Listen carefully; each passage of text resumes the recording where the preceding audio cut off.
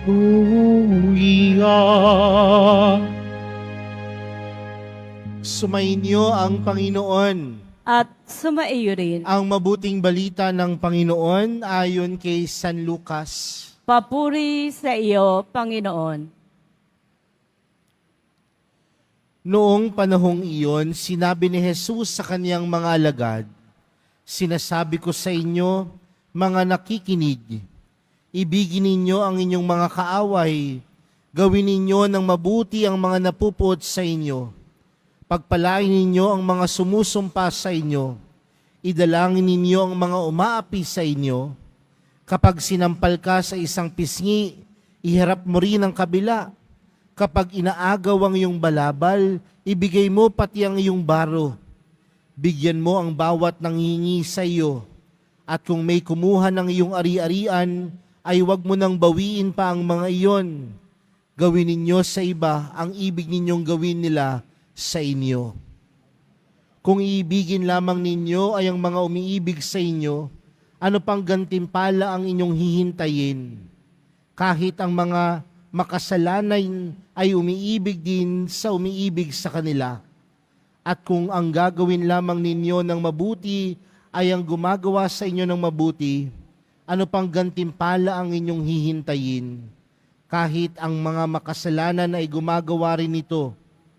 Kung ang pahihiramin lamang ninyo ay ang mga taong inaasahan ninyong makababayad sa inyo, ano pang gantimpala ang inyong hihintayin? Kahit ang mga makasalanan ay nagpapahiram din sa mga makasalanan sa pag-asang ang mga ito'y makababayad. Sa halip, ibigin ninyo ang inyong mga kaaway at gawin ninyo sila ng mabuti. Magpahiram kayo na hindi na umaasa sa anumang kabayaran. Sa gayon, malaking gantimpala ang tatamuhin ninyo at kayo'y magiging mga anak ng kataas-taasan sapagkat siya'y mabuti sa masasama at sa mga hindi marunong tumanaw ng utang na loob. Maging mahabagin kayo gaya ng inyong ama. Huwag kayong humatol at hindi kayo hahatulan ng Diyos. Huwag kayong magparusa at hindi kayo parurusahan ng Diyos. Magpatawad kayo sa inyong kapwa at patatawarin kayo ng Diyos. Magbigay kayo at bibigyan kayo ng Diyos. Hustong takal, siksik, liglig at umaapaw pa ang bibigay sa inyo. Sapagkat ang takalang ginagamit nyo sa iba ay siya ring gagamitin ng Diyos sa inyo." Mga kapatid, ang mabuting balita ng Panginoon. Pinupuri ka namin, Panginoong Heso Kristo. Magsiyo po muna po ang lahat. Magandang tanghali po sa inyong lahat. Pakibati nga ang katabi ng magandang tanghali. Mga kapatid, naniniwala po ako na ang bawat isa po sa atin dito ay Kristiyano. Tama po ba? O karamihan sa atin o lahat tayong dumadalo ng banal na Eukaristiyang ito ay Kristiyano. Pero magandang tanungin, bakit ka nga ba Kristiyano?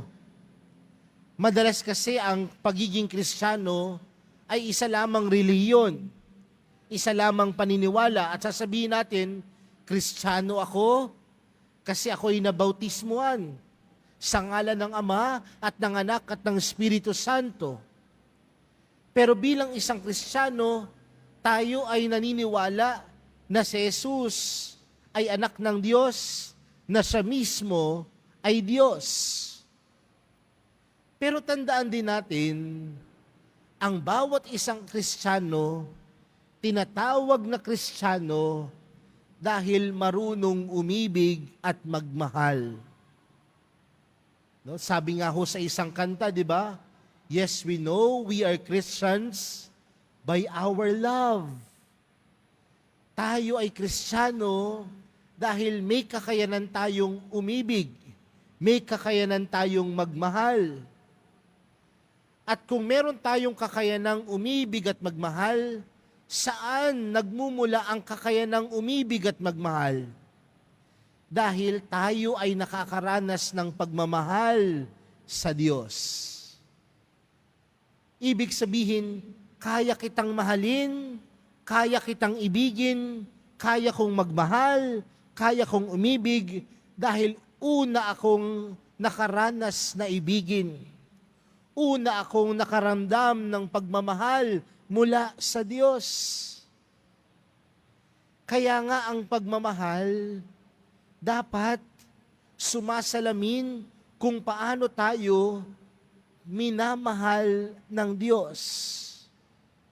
Sabi nga doon sa ating ebanghelyo, ang takalang ginagamit natin sa pagmamahal sa kapwa ay gagamitin din natin, o yan din ang gagamitin ninyo sa iba, ay siya rin gagamitin sa inyo ng Diyos.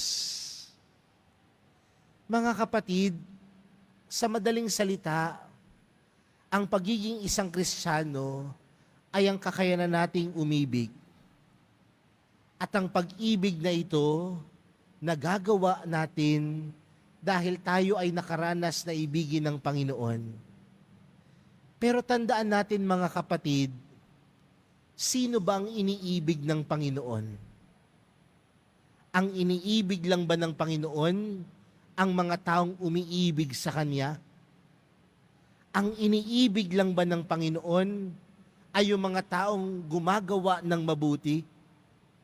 Ang iniibig lang ba ng Panginoon ay yung mga taong mabait? Hindi. Dahil pagdating sa pagmamahal ng Diyos, pagdating sa pagmamahal ni Jesus, wala siyang pinipili. Bagkus ang pagmamahal ng Diyos ay para sa lahat. Kaya nga nung binigay ng Diyos yung kanyang nag-iisang anak, hindi naman sinabi ng Diyos, ito ang nag-iisa kong anak, ibibigay ko para lamang sa mga mababait. Bagkus ang pagmamahal ng Diyos ay para sa lahat. Mabuti ka man, gumagawa ka man ng tama, higit sa lahat, ang pagmamahal ng Diyos, pati sa mga taong may pagkukulang at may mga pagkakasala. Kaya nga, napakalaking hamon sa atin bilang isang Kristiyano na salaminin ang pagmamahal ng Diyos. Dahil ang pagmamahal ng Diyos, walang pinipili. E tayong mga tao, sino ba ang mga taong minamahal natin? Di ba ang mga taong minamahal natin ay yung mga taong kamahal-mahal? Kapag ang isang tao gumagawa sa iyo ng mabuti, mamahalin mo yan. Kapag ang isang tao nakakatulong sa iyo, mamahalin mo yan. Kapag ang taong ito ay yung iniirog, mamahalin mo yan. Pero kapag ang tao nagkasala na sa iyo, nakagawa na ng mali sa iyo, may mga pagkukulang sa iyo, kaya mo pa bang mahalin? Mahirap po, di ba? Mahirap mahalin ang taong hindi ka mahal-mahal. Mahirap mahalin ang mga taong nanakit sa atin. Pero, ang isang taong tunay na nagmamahal, marunong magpatawad. Dahil ang pagpapatawad na pangyayari dahil sa kakayanang magmahal. Ang pagpapatawad nangyayari kung patuloy nating aalalahanin, tayo nga may pagkukulang, tayo nga nagkasala, pero patuloy pa ring minamahal ng mahal na pong Jesus Nazareno. Kaya po siguro sa araw na ito mga kapatid, tandaan natin, Kristiyano tayo. At bilang isang Kristiyano, marunong tayong magmahal. At ang pagmamahal natin, walang pinipili. Ngunit ang pagmamahal natin ay para sa lahat. Bakit? Dahil ganyang magmahal ang Diyos, walang pinipili, kundi ang kanyang pagmamahal ay para din sa ating lahat. Amen.